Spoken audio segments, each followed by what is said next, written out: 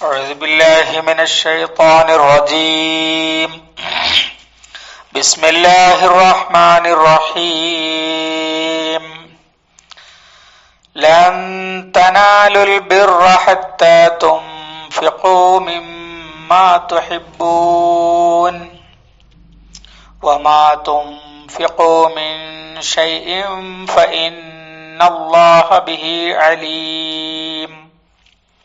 സല്ലല്ലാഹു അലൈഹി. സൂറ ആൽ ഇംറാനിലെ 92-ാമത്തെ ആയത്ത്. ലൻ തനാലു, ലൻ എന്ന് പറയുന്നത് ഒരിക്കലും സംഭവിക്കുകയില്ല എന്ന് അർത്ഥം വരാൻ വേണ്ടി ചേർക്കുന്നതാണ്. നാല നേടി, യനാലു തനാലു നിങ്ങൾ നേടുന്നു. ലൻ തനാലു നിങ്ങൾ നേടുകയില്ല. അൽ ബിറ നന്മ അല്ലെങ്കിൽ ധർമ്മം എന്നൊക്കെയാണ് ബിറിന്റെ അർത്ഥം. ബിറിന്റെ നന്മയുടെ ഫലമായി കിട്ടുന്ന സ്വർഗം, അതിനും അത് ഉപയോഗിക്കാറുണ്ട്. ഹത്താ തുൻഫിഖു മിമ്മാ തുഹിബ്ബൂൻ, ഹത്താ തുൻഫിഖു നിങ്ങൾ ചെലവഴിക്കുന്നത് വരെ, മിമ്മാ തുഹിബ്ബൂൻ നിങ്ങൾ ഇഷ്ടപ്പെടുന്നതിൽ നിന്ന്,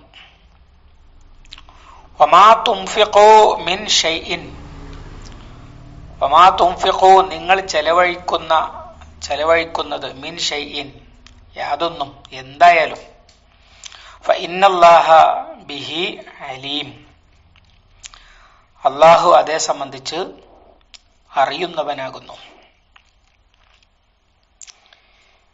ഈ ആയത്തിനെ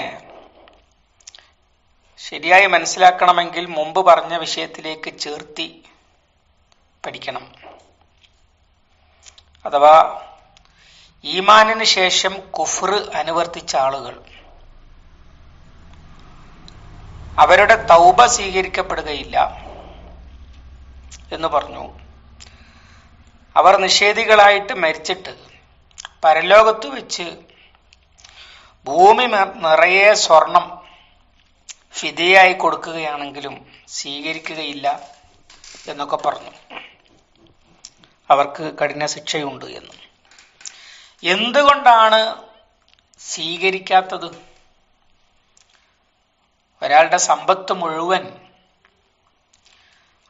സദക്ക ചെയ്യാൻ ഞാൻ തയ്യാറാണ് എന്ന് പറയുമ്പോൾ അത് സ്വീകരിക്കുന്നതിന് എന്താണ് തടസ്സം?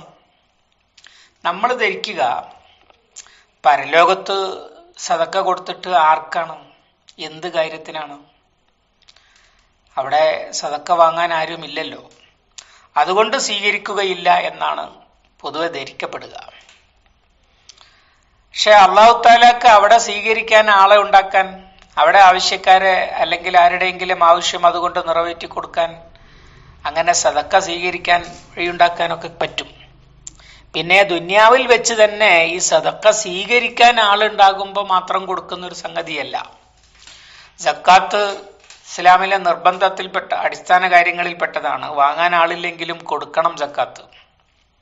അതിനെ പിന്നെ ചെയ്യേണ്ടത്, വാങ്ങാൻ ആളില്ലെങ്കിൽ ചെയ്യേണ്ടത് എന്താണ് എന്നത് വേറെ ചർച്ചയാണ്. അതുപോലെ സദക്കയുടെ കാര്യവും അങ്ങനെ തന്നെയാണ്. സുന്നത്തായ സദക്കകളും കൊടുക്കുന്നയാൾക്ക് കൂലി കിട്ടാൻ വേണ്ടിയാണ്. വാങ്ങാൻ ആളുള്ളപ്പോൾ മാത്രം കൊടുക്കുന്ന, ഉണ്ടെങ്കിൽ കൊടുക്കുന്ന ഒരു സാധനമല്ല, അല്ലാതെ തന്നെ കൊടുക്കേണ്ട സാധനമാണ്.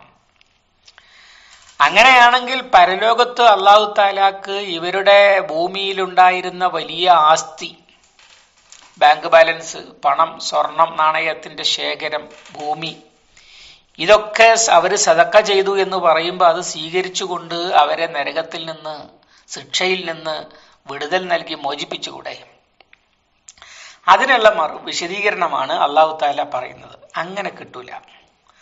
ലൻ തനാലുൽ ബിർറ ഹത്താ തുൻഫിഖു മിമ്മാ തുഹിബ്ബൂൻ, നിങ്ങൾ ഇഷ്ടപ്പെടുന്നത് ചെലവഴിക്കുന്നത് വരെ നന്മ നേടുകയില്ല.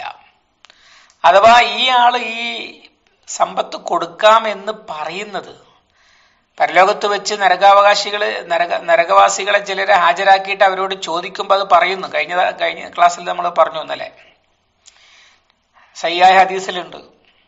അപ്പൊ അവരെങ്ങനെ കൊടുക്കാൻ തയ്യാറുണ്ടെങ്കിലും സ്വീകരിക്കാത്തത് എന്തുകൊണ്ടാണ്? കൊടുക്കാൻ അവർക്ക് കഴിയോ ഇല്ല എന്നുള്ളത് വേറെ വിഷയം. എന്തായാലും കൊടുക്കാൻ അവര് പറയുന്നുണ്ടല്ലോ യഥാർത്ഥത്തിൽ. ആ അർത്ഥത്തിൽ അള്ളാഹു താലാക്ക് അത് സ്വീകരിച്ചാൽ എന്താ കുഴപ്പം?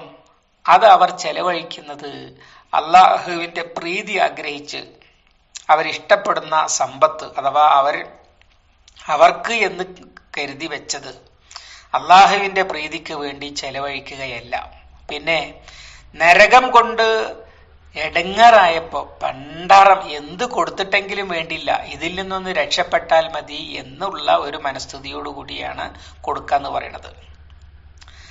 അങ്ങനെ പരലോകത്ത് കൊടുത്താൽ സ്വീകരിക്കുകയില്ല എന്ന് മാത്രമല്ല, ഇഹലോകത്ത് കൊടുക്കുന്നത് പോലും അള്ളാഹു താല സ്വീകരിക്കുകയില്ല.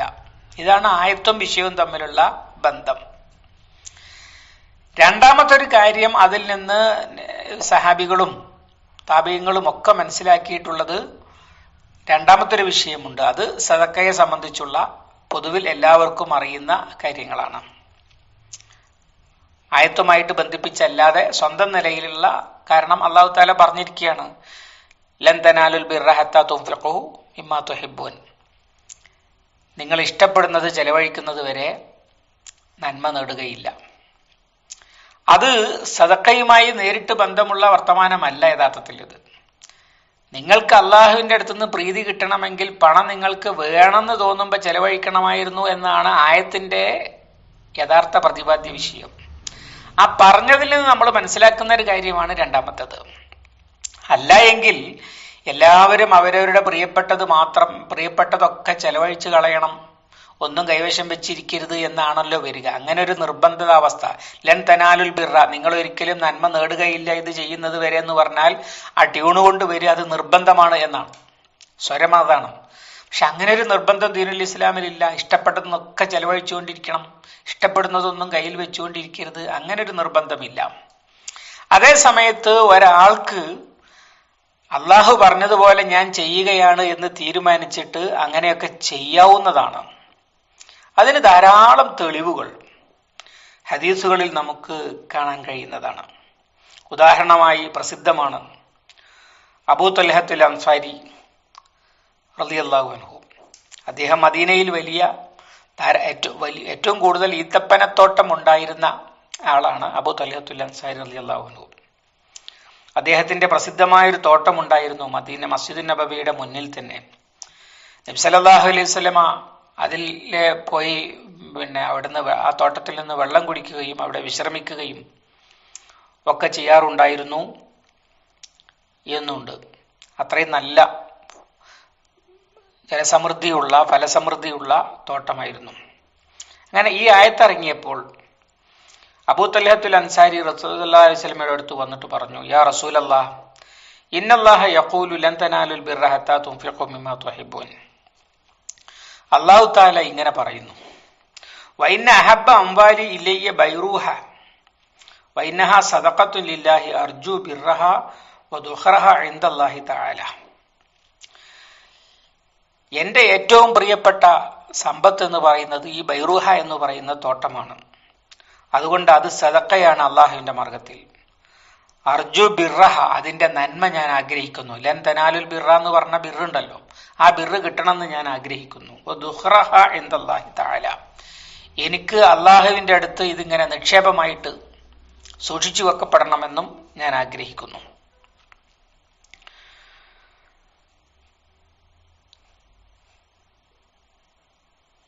ഫലാഅഹ യാ റസൂലല്ലാഹ് ഹൈസു അറാക്കല്ലാഹ്. അള്ളാഹുവിന്റെ റസൂലെ, അതുകൊണ്ട് നിങ്ങൾ അത് ഉദ്ദേശിക്കുന്നത് പോലെ അത് വെക്കേണ്ടടുത്ത് വെക്കൂ എന്ന് പറഞ്ഞു. ഫഖാല നബി സല്ലല്ലാഹു അലൈഹി വസല്ലം ബഖിൻ ദാക മാലുൻ റാബിഹൻ. ദാക മാലുൻ റാബിഹൻ, ബഖിൻ അത് ഒരു സ്വരമാണ്, അതിന് പ്രത്യേകിച്ച് അർത്ഥമില്ല, പറഞ്ഞത് ഇഷ്ടപ്പെട്ടത് കൊണ്ട് പറഞ്ഞതാണ്. ദാക മാലുൻ റാബിഹൻ, അത് നല്ല ലാഭമുണ്ടാക്കുന്ന സമ്പത്താണ്. ദാക മാലുൻ റാബിഹൻ, അത് നല്ല ലാഭമുള്ള നല്ല വരുമാനമുള്ള സമ്പത്താണെന്നാകാം, പരലോകത്ത് നല്ല കൂലി കിട്ടുന്ന സമ്പത്താണെന്നും ആകാം റസൂലുള്ളാഹി ഉദ്ദേശിച്ചത്. ഫഖദ് സമിഅ്തു വഅന അറാ അൻ തജഅലഹ ഫിൽ അഖറബീൻ. നീ പറഞ്ഞത് ഞാൻ കേട്ടു, ഞാൻ അത് അടുത്ത ബന്ധുക്കൾക്ക് നൽകാൻ ഉദ്ദേശിക്കുന്നു. അഥവാ അബൂ തൽഹത്തുൽ അൻസാരിയുടെ അടുത്ത ബന്ധുക്കളായ ആളുകൾക്കിടയിൽ ഇത് വീതിക്കാനാണ് ഞാൻ ഉദ്ദേശിക്കുന്നത് എന്ന് റസൂൽ സല്ലല്ലാഹു അലൈഹി വസല്ലം പറഞ്ഞു. ഫഖാല അബൂ തൽഹ റളിയല്ലാഹു അൻഹു പറഞ്ഞു, അഫ്അലു യാ റസൂലല്ലാഹ്, അങ്ങനെ ഞാൻ ചെയ്തോളാം. അടുത്ത ബന്ധുക്കൾക്ക് എല്ലാവർക്കും കൂടി ഈ തോട്ടം വീതിച്ചു കൊടുക്കുക എന്നുള്ളത്. ഫഖസമഹ അബൂ തൽഹ ഫി അഖാരിബിഹി വ ബനി അമ്മിഹി, അദ്ദേഹത്തിന്റെ രക്തബന്ധുക്കൾക്കും അതുപോലെ പിതൃവ്യ പുത്രന്മാർക്കും അളപ്പന്റെ മുത്തപ്പന്റെ മക്കൾക്കും ഒക്കെ ആയിട്ട് അത് കൊടുത്തു. ഇത് സഹിയായ ഹദീസിൽ നമുക്ക് കാണാൻ കഴിയുന്നതാണ്. ഇതിന്റെ വേറൊരു ഭാഗം കൂടിയുണ്ട്. ഈ ആയത്ത് കേട്ടപ്പോൾ അബൂ തൽഹത്തുൽ അൻസാരി റളിയല്ലാഹു അൻഹു വീട്ടിൽ ചെന്നു. എന്നിട്ട് ഭാര്യയോട് ഇതേ ചോദ്യം ചോദിച്ചു. അള്ളാഹു ഇങ്ങനെയാണല്ലോ പറയുന്നത്, അപ്പൊ നമുക്ക് ഏറ്റവും ഇഷ്ടപ്പെട്ട തോട്ടം ബൈറുഹയല്ലേ? അതെ, ഭാര്യ പറഞ്ഞു. അപ്പൊ നമ്മളത് അള്ളാഹുവിന്റെ മാർഗത്തിൽ ചെലവഴിക്കണ്ടേ? ചെലവഴിച്ചോളൂ എന്ന് ഭാര്യ പ്രോത്സാഹിപ്പിക്കുകയും ചെയ്തത് മറ്റൊരു റിപ്പോർട്ടിൽ കാണാൻ കഴിയുന്നതാണ്. ഇത് അബൂ തൽഹത്തുൽ അൻസാരി മാത്രമൊന്നുമല്ല, നബി സല്ലല്ലാഹു അലൈഹി വസല്ലമയുടെ ഒരുപാട് അനുയായികൾ ഇത്തരം പ്രവൃത്തികൾ ചെയ്തത് ഹദീസിൽ കാണാൻ കഴിയും. അടിമകളെ മോചിപ്പിച്ചവർ, അതുപോലെ കുതിരയെ കൊടുത്തവർ, ഇങ്ങനെയൊക്കെയുള്ള അവരുടെ പ്രിയപ്പെട്ട പലതും ചെലവഴിച്ചത് കാണാൻ കഴിയും. പക്ഷെ ഇങ്ങനെ ഒരു നിയമം ദീനുൽ ഇസ്ലാമിൽ ഉണ്ടോ എന്ന് ചോദിച്ചാൽ ഇല്ല. അതുകൊണ്ട് തന്നെ ഇതിപ്പോ അബൂ തൽഹത്തുൽ അൻസാരി ധാരാളം സമ്പന്നനായതുകൊണ്ട് അദ്ദേഹത്തിന്റെ അടുത്ത ബന്ധുക്കൾക്കായിട്ട് ഒരു തോട്ടം, അത് ഏറ്റവും മുന്തിയ തോട്ടം തന്നെ, ഏറ്റവും പ്രിയപ്പെട്ട തോട്ടം വീതം വെച്ച് കൊടുക്കാൻ റസൂൽ സല്ലല്ലാഹു അലൈഹി വസല്ലമ പറഞ്ഞു എന്നത് ശരിയാണ്. അതേസമയത്ത് നബി സല്ലല്ലാഹു അലൈഹി വസല്ലമ തന്നെ വേറെയും നിലപാട് സ്വീകരിച്ചത് നമുക്ക് കാണാൻ കഴിയും. ഉദാഹരണമായിട്ട് ഉമർ ഇബ്നുൽ ഖത്താബ് റളിയല്ലാഹു അൻഹു നബി സല്ലല്ലാഹു അലൈഹി വസല്ലമയോട് പറഞ്ഞു, യാ റസൂലല്ലാഹ് ലം അസ്ബ് മാലൻ ഖത്തുൻ ഹുവ അൻഫസു ഇൻദി മിൻ സഹ്മി അല്ലദി ഹുവ ബി ഖൈബർ ഫമാ തഅമുറുനി ബിഹി. അല്ലാഹുവിന്റെ റസൂലേ, എനിക്ക് ഖൈബറിൽ നിന്ന് കിട്ടുന്ന അതാണ് ഏറ്റവും പ്രിയപ്പെട്ട ഗുണമുള്ള തോട്ടം. അതുകൊണ്ട് ഞാൻ എന്താണ് താങ്കൾ അതിനോട് കൽപ്പിക്കുന്നത്, ഞാൻ എന്താണ് ചെയ്യേണ്ടത്? അഥവാ ഈ പറഞ്ഞത് പ്രകാരം നന്മ കിട്ടാൻ വേണ്ടി അതൊക്കെ ചെലവഴിക്കണം എന്ന് ചോദിച്ചതിന് നബി സല്ലല്ലാഹു അലൈഹി വസല്ലമയുടെ മറുപടി, കാല, ആ വാചകം തന്നെ പ്രസിദ്ധമാണ്, ഹബ്ബിസിൽ അസ്ല വ സബ്ബിലി സമ്രത്ത്, അസ്ലിനെ നീ പിടിച്ചു വെക്കുക, ഹബ്ബിസിൽ അസ്ല തോട്ടം നിലനിർത്തുക, വ സബ്ബിലി സമ്ര അതിലെ ഫലങ്ങൾ നീ ഫീ സബീലില്ലയിൽ കൊടുക്കുക എന്നാണ് നബി സല്ലല്ലാഹു അലൈഹി വസല്ലം പറഞ്ഞത്. അപ്പോൾ ചെലവഴിക്കുന്നതിന്റെ വേറൊരു രീതിയാണ്. തോട്ടം നിന്റെ ഓടമയിൽ തന്നെ നിന്നുകൊള്ളട്ടെ, അതിന്റെ വരുമാനം അള്ളാഹുവിന്റെ മാർഗത്തിൽ ചെലവഴിച്ചാൽ മതി എന്ന് പറയുകയാണ് നബി സല്ലല്ലാഹു അലൈഹി വസല്ലം ചെയ്തത്. ഇങ്ങനെ ധാരാളം ഉദാഹരണങ്ങൾ നമുക്ക് കാണാൻ കഴിയും. എല്ലാവരും ചിന്തിച്ചത് എനിക്ക് അള്ളാഹുവിന്റെ ബിർറ് കിട്ടണം, അതുകൊണ്ട് എനിക്ക് ഏറ്റവും പ്രിയപ്പെട്ടത്, ഏറ്റവും ഇഷ്ടപ്പെട്ടത് അള്ളാഹുവിന്റെ മാർഗത്തിൽ കൊടുക്കണം. അത് നമുക്ക് വേഗം മനസ്സിലാകുന്ന ഒരു സംഗതിയാണല്ലോ. നമുക്ക് ഏറ്റവും പ്രിയപ്പെട്ട ആൾക്ക് നമ്മൾ കൊടുക്കാൻ ആഗ്രഹിക്കുക നമ്മുടെ വേസ്റ്റ് അല്ലല്ലോ, നമുക്ക് വേണ്ടാത്തത് എടുത്തുകൊള്ളട്ടെ എന്നല്ലല്ലോ കൊടുക്കുക. ഏറ്റവും പ്രിയപ്പെട്ടത്, ഏറ്റവും ഇഷ്ടപ്പെട്ടത് ആണ് ഹദിയയായിട്ടും സദഖയായിട്ടും ഒക്കെ പ്രിയപ്പെട്ടവർക്ക് കൊടുക്കുക. സ്വാഭാവികമായും ഏറ്റവും കൂടുതൽ സ്നേഹം പുലർത്തേണ്ടത് അള്ളാഹുവിനോടാണ്. അതുകൊണ്ട് അള്ളാഹുവിന്റെ മാർഗത്തിൽ കൊടുക്കുമ്പോഴാണ് ഏറ്റവും പ്രിയപ്പെട്ടതിനെ കൊടുക്കേണ്ടത് എന്ന ആർക്കും മനസ്സിലാകുന്ന സാമാന്യ തത്വമാണ് ഇവിടെ പ്രയോഗവൽക്കരിച്ചിട്ടുള്ളത് എന്ന് മനസ്സിലാക്കാൻ കഴിയും. അങ്ങനെ സദഖയെ കുറിച്ച് വേറെയും പരിശുദ്ധ ഖുർആൻ സൂറത്തുൽ ബഖറയിൽ നമ്മൾ പഠിച്ചതാണല്ലോ, വിശദമായി വേറെ വന്നിട്ടുണ്ട്. അവിടെയും ഇതേ ആശയങ്ങൾ തന്നെ വളരെ വിശദമായി പറഞ്ഞിട്ടുണ്ട്. സദഖ എടുത്തു പറഞ്ഞും കിട്ടിയവനെ ശല്യം ചെയ്തും അതിന്റെ പ്രതിഫലം ബാത്തിലാക്കരുത് എന്ന് പറഞ്ഞു. അതുപോലെ യാ അയ്യുഹല്ലദീന ആമനു അൻഫിഖൂ മിൻ ത്വയ്യിബാതി മാ കസബ്തും വമിമ്മാ അഖ്റജ്നാ ലക്കും മിനൽ അർളി, നിങ്ങൾ സമ്പാദിച്ച നല്ലത് ചെലവഴിക്കുവീൻ, അതുപോലെ നിങ്ങൾക്ക് കൃഷിയിൽ നിന്ന് കിട്ടിയതിൽ നല്ലത് ചെലവഴിക്കുവീൻ. വലാ തയമ്മമുൽ ഖബീസ മിൻഹു തുൻഫിഖൂന വലസ്തും ബിആഖിദിഹി ഇല്ലാ അൻ തുഗ്മിളൂ ഫീഹി, നിങ്ങൾ അതിലെ മോശത്തെ ഉദ്ദേശിക്കരുത്. സദഖ കൊടുക്കേണ്ട സമയത്ത് അല്ലെങ്കിൽ സക്കാത്ത് കൊടുക്കേണ്ട സമയത്തും അതിലെ നിങ്ങൾക്ക് തീരെ താല്പര്യമില്ലാത്ത അതിലെ ഏറ്റവും മോശപ്പെട്ടത് കൊടുത്തേക്കാമെന്ന് വിചാരിക്കരുത്. നിങ്ങൾ തന്നെ നിങ്ങൾക്ക് ഇങ്ങോട്ട് കിട്ടുകയാണെങ്കിൽ അവഗണനയോടുകൂടി മാത്രമേ സ്വീകരിക്കുകയുള്ളൂ എന്ന രൂപത്തിലുള്ള സാധനങ്ങൾ സദക്കക്ക് വേണ്ടി തിരഞ്ഞെടുക്കരുത് എന്ന് ഇപ്പൊ സൂറത്തുൽ ബഖറയിലെ 267 ആയത്തിൽ ഇങ്ങനെ ധാരാളം സ്ഥലങ്ങളിൽ പരിശുദ്ധ ഖുർആൻ ആ വിഷയം കൈകാര്യം ചെയ്തിട്ടുണ്ട്. ഇവിടെ ഇത് പറഞ്ഞത് പരലോകത്ത് വെച്ച് ദുനിയാവിൽ വെച്ച് മോമിനായിരിക്കെ കുഫറിന്റെ നിലപാട് അനുവർത്തിച്ചവർ നരകത്തിൽ നിന്ന് രക്ഷപ്പെടാൻ വേണ്ടി എന്തും കൊടുക്കാൻ തയ്യാറാണ് എന്ന് പറയുമ്പോൾ സ്വീകരിക്കുകയില്ല എന്ന അള്ളാഹുവിന്റെ നിലപാട് അതിന്റെ ന്യായമായി പറയുകയാണ്. ഒരാൾ അയാളുടെ സമ്പത്ത് അയാൾക്ക് പ്രിയപ്പെട്ടതായിരിക്കുമ്പോൾ അയാൾക്ക് വേണം എന്ന് തോന്നുന്ന സാധനം അള്ളാഹുവിനോടുള്ള സ്നേഹത്തിന്റെ പേരിലും അള്ളാഹുവിന്റെ പ്രതിഫലം ആഗ്രഹിച്ചും ചെലവഴിക്കുമ്പോഴാണ് അള്ളാഹു സ്വീകരിക്കുക. അല്ലാതെ കൊടുങ്ങുന്ന സമയത്ത് ഇനി ഇത് കൈയൊഴിക്കുകയല്ലാതെ നിവൃത്തിയൊന്നുമില്ല എന്ന അവസരം എത്തുമ്പോൾ ഒട്ടും തൃപ്തിയില്ലാതെ സന്തോഷമില്ലാതെ കൊടുക്കുന്നത് സ്വീകരിക്കാൻ അള്ളാഹു താല തയ്യാറില്ല എന്ന് മനസ്സിലാക്കാനാണ് ഇവിടെ ഇത് പറഞ്ഞത്. ഒമാ തുൻഫിഖു മിൻ ഷൈഇൻ ഫഇന്നല്ലാഹ ബിഹി അലീം. എങ്ങനെയാണ് ഒരാൾ ചെലവഴിക്കുന്നത്? തൃപ്തിയോടുകൂടിയാണോ? അതല്ല പ്രാഗി പറഞ്ഞുകൊണ്ടാണോ? ഒട്ടും തൃപ്തി ഇല്ലാതെയാണോ? മനപ്രയാസത്തോടു കൂടിയാണോ? അവഗണനയോടുകൂടിയാണോ? അയാളുടെ വേസ്റ്റാണോ കൊടുക്കുന്നത്? അതൊക്കെ അള്ളാഹു താലാക്ക് നന്നായിട്ട് അറിയും.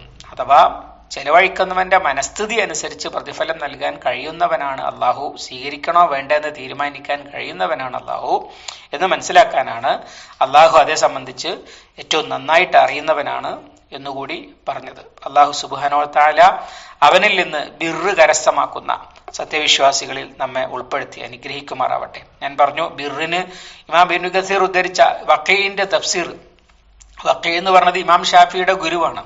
അദ്ദേഹം ബിർറ് എന്ന വാക്കിനെ തന്നെ ഇവിടെ വ്യാഖ്യാനിച്ചത് അൽ ജന്ന, സ്വർഗം എന്നാണ്. അങ്ങനെ കാരണം ബിർറിന്റെ ഫലമായി കിട്ടുന്ന ബിർറ്, നന്മയുടെ ഫലമായി കിട്ടുന്ന ഗുണം, അതാണ് സ്വർഗം എന്ന് പറയുന്നത്.